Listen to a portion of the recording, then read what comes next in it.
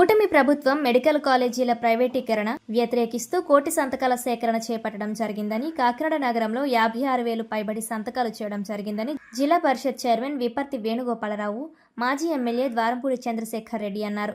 Medical కాలేజీల ప్రైవేటీకరణకు నిరసనగా కాకినాడ సిటీ వైసీపీ ఆధ్వర్యంలో నిరసన వ్యక్తం చేశారు. ఈ సందర్భంగా వారు మాట్లాడుతూ, ఈ నెల 15వ తేదీన బాలచెరువు సెంటర్లో వైఎస్ రాజశేఖర్ రెడ్డి విగ్రహం వద్ద ర్యాలీ నిర్వహించడం జరుగుతుందన్నారు. కూటమి ప్రభుత్వం మెడికల్ కాలేజీల ప్రైవేటీకరణ నిర్ణయాన్ని వెనక్కి తీసుకునే వరకు పోరాటం ఆగదన్నారు. పేద ప్రజలకు విద్య, వైద్యం అందుబాటులో ఉండాలనే ఉద్దేశంతో నాటి వైసీపీ ప్రభుత్వం మెడికల్ కాలేజీలు ఏర్పాటు చేసిందన్నారు. వాటిని నేడు చంద్రబాబు నాయుడు ప్రభుత్వం ప్రైవేటీకరణ చేసి పేదలకు వైద్యం దూరం చేసి ప్రైవేటు వారికి లాభాలు వచ్చే విధంగా చేయడం దారుణమన్నారు. పీపీపీ పద్ధతి వలన ఉచిత వైద్యం ఖరీదుగా మారుతుందన్నారు. ఈ కార్యక్రమంలో మాజీ కూడా చైర్మన్ రాగిరెడ్డి చంద్రకళా దీప్తి, నగర అధ్యక్షురాలు సుంకర శివప్రసన్న, మాజీ కార్పొరేటర్లు తదితరులు పాల్గొన్నారు.